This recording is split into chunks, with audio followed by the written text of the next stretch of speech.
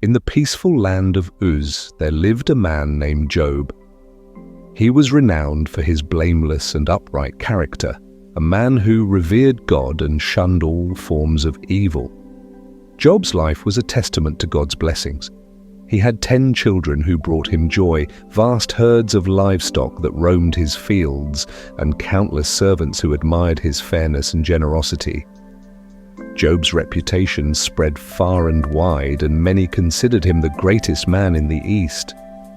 But Job's most defining trait was his unwavering devotion to God. Every morning he offered burnt sacrifices for each of his children, saying, "Perhaps my children have sinned and cursed God in their hearts." Job's faith was the cornerstone of his life. Beyond the earthly realm, a gathering took place in the heavenly courts. The angels presented themselves before the Lord, and among them was Satan, the adversary. The Lord asked, "Where have you come from?" Satan replied, "From roaming throughout the earth, going back and forth on it." The Lord, confident in Job's faith, said, "Have you considered my servant Job? There is no one on earth like him. He is blameless and upright, a man who fears God and shuns evil." But Satan retorted, "Does Job fear God for nothing? Haven't you placed a hedge of protection around him and his household? Take away all he has, and surely he will curse you to your face." With permission from God, Satan was allowed to test Job's faith, but he was forbidden to harm Job himself. Tragedy struck Job suddenly and mercilessly. One by one, messengers came bearing devastating news. "The Sabeans have attacked and carried off your oxen and donkeys, killing the servants." Another cried, "Fire from heaven has burned up the sheep and consumed the shepherds." A third reported, "Raiders have taken your camels." Finally, the most heartbreaking news arrived. A mighty wind struck the house where your children were feasting, and it collapsed, killing them all. Despite the unbearable losses, Job tore his robe, shaved his head, and fell to the ground in worship. Through his tears he declared, "Naked I came from my mother's womb, and naked I will depart. The Lord gave, and the Lord has taken away. Blessed be the name of the Lord." Satan was not done. He returned to the heavenly court, arguing that Job would curse God if his own health was taken.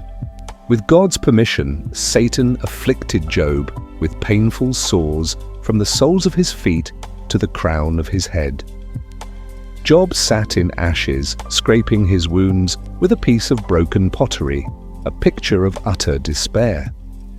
Even his wife, overwhelmed by grief, said to him, "Are you still maintaining your integrity? Curse God and die!" But Job rebuked her, saying, "You are talking like a foolish woman. Shall we accept good from God and not trouble?" In all this, Job did not sin in what he said. Word of Job's suffering reached his friends, Eliphaz, Bildad, and Zophar, who traveled from afar to comfort him. When they saw Job from a distance, they hardly recognized him. Overcome with grief, they wept aloud, tore their robes, and sprinkled dust on their heads. For 7 days and nights they sat silently with Job, sharing in his sorrow. But when they began to speak, their words were not of comfort. They questioned Job's innocence, suggesting that his suffering must be a punishment for hidden sins. "Consider now," said Eliphaz, "who being innocent has ever perished." Job defended himself, insisting on his righteousness and lamenting the day of his birth. He poured out his heart, questioning why the righteous suffer while the wicked prosper. After Job's lengthy lament and his friends' accusations, a new voice emerged. The Lord himself spoke to Job out of a mighty whirlwind. "Who is this that obscures my plans with words without knowledge? Brace yourself like a man. I will question you, and you shall answer me. Where were you when I laid the earth's foundation? Tell me if you understand." God's words revealed the vastness of his power and wisdom. showing Job that human understanding is limited. Humbled and awestruck, Job replied, "Surely I spoke of things I did not understand, things too wonderful for me to know. My ears had heard of you, but now my eyes have seen you. Therefore I despise myself and repent in dust and ashes." God rebuked Job's friends for their harsh words and commanded them to offer sacrifices.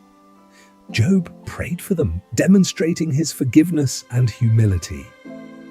The Lord restored Job's fortunes, giving him twice as much as before. His family and friends returned to celebrate with him, bringing gifts of silver and gold. Job was blessed with 7 sons and 3 daughters, the most beautiful women in the land. He lived 140 more years, seeing his descendants to the 4th generation. Job's story stands as a testament to the faithfulness of God, reminding us that our trials have a purpose and that through perseverance we can find restoration and peace. The story of Job is a profound reminder that faith is not dependent on our circumstances. It teaches us that God's ways are higher than ours and His wisdom surpasses our understanding.